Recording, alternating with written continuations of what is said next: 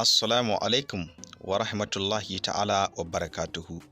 Barkanmu da sake saduwa da ku a daidai wannan lokaci a cikin cibiyar da ta saba taimaka muku da magunguna da suka shafi Islamic chemist da kuma traditional medicine. Da fatan za ku ci gaba da kasancewa da wannan tasha tamu wacce ake kiranta da Attaqwa Research and Herbal Medicine Center. Amma kamar yadda za ku gani an takaita rubutun da Attaqwa Herbal Medicine. Da fatan dai dukan wanda yake neman wani ƙarin jawabi ko kuma neman maganin da aka riga aka hada yana iya tuntuɓar mu akan wannan namba da muka ajiye a sama da ikon Allah. Ga dai magani da muke so za mu mika a yau ga al'umma fi sabilillah. Magani ne da ya jibanci wato amare. Idan muka ce amare, wato amaran da suke shirin shiga gidan mazajensu. Wannan haɗi nasu ne domin tsimi ne na musamman. Kazalika sai muka ƙara ɗauko wani amfanin domin mu haɗa wato yadda za a ƙara samun fa'ida mai matuƙar tasiri a cikin mutane. Wato shine haɗi na kanamfari da madara, wanda shi kuma magani ne da yake magance saurin inzali ga maza, sannan kuma yake magance sanyi na infection ga matan ga kuma mazan gabaki daya.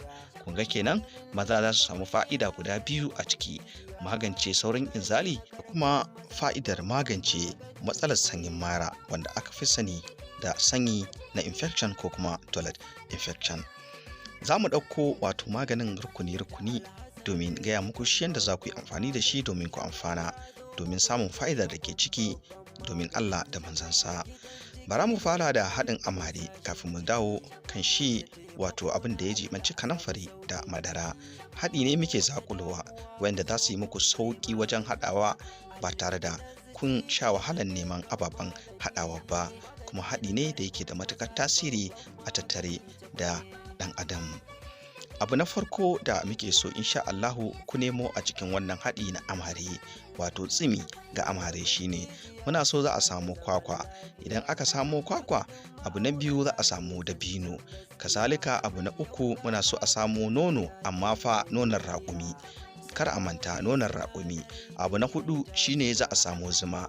Idan aka samu zuma, to abin da za a yi shine za a bare wannan dabino a cire ƙwallayen a zubar, sannan iya jikin dabinon ake bukata.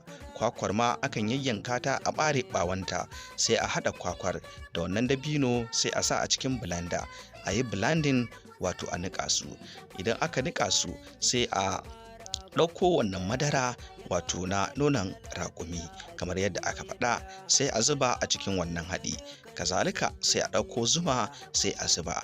Idan aka haɗa sai a juya a gauraya su haɗe jikinsu insha Allahu. Sai mace ta ringa amfani da shi tana ɗiba kaɗan-kaɗan tana sha.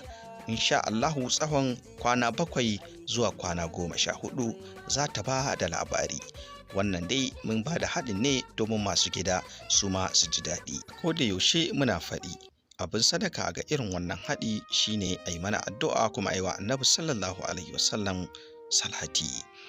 Ba tare da ɓata lokaci ba, haɗi na biyu da ya kamata al'umma su amfana wanda ya haɗa matan da maza shine wato wanda yake magance saurin inzali da kuma sanyi na infection na mata da na maza.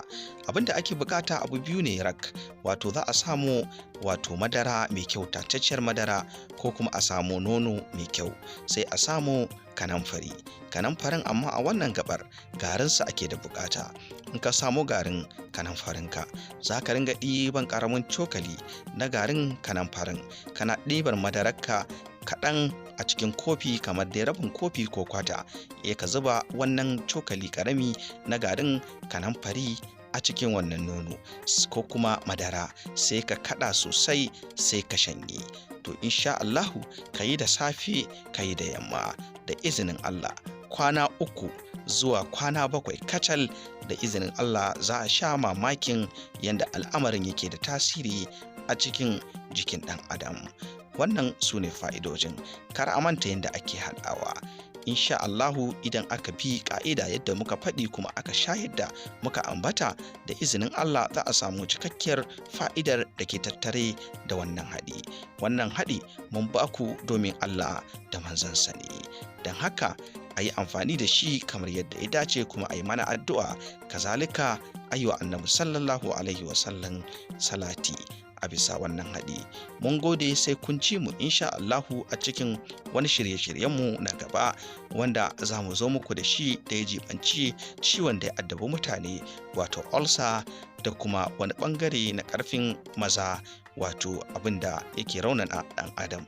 Insha Allahu za mu zo da shi a cikin shirye-shiryenmu na gaba, da fatan za ku huta lafiya. Kada ku manta kuna sauraron wannan daga Attaqawa Research and Herbal Medicine Center.